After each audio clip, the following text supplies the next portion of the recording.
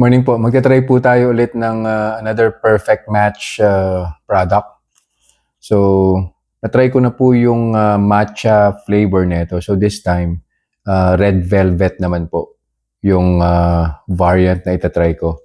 So, mug cake po. Ayan. So, sobrang easy to prepare po ito. No? Microwave lang po yung kailangan ninyo. And then, all you have to do is just add melted butter, tapos yung vanilla flavor, pero optional din po siya, tapos 1 large egg. Tapos imimix nyo lang po yun, tapos ilalagay lang sa mug, microwave for 1 minute and 30 seconds up to 2 minutes, tapos ready to eat na po siya. So prep ko na po siya, tapos tatry po natin kung pagagalawin po ba natin yung blood sugar ko.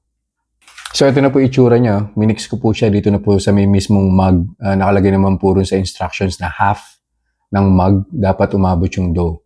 Tapos salang ko na po ito sa microwave oven, tapos babalik po ako. Ito na po yung finished product. Ayan, ready for eating na po siya. Talagang napuno po niya yung isang standard size na mug. Kumuha na po ako ng baseline na blood sugar, 110 po. 110 currently. Of course, through the Otay CGM po yan. Kainin ko po ito. Balik po ako after 2 hours and we'll see kung ano pong gagawin niya sa blood sugar ko.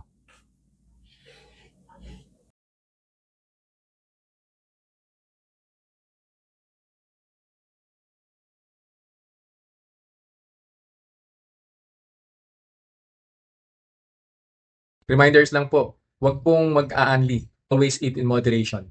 Di po ako doktor, so whenever in doubt, konsulta po kayo sa doktor ninyo.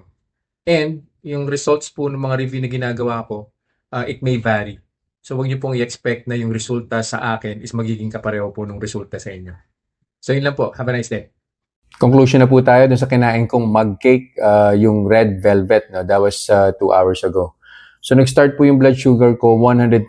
After an hour, nag-124 po siya.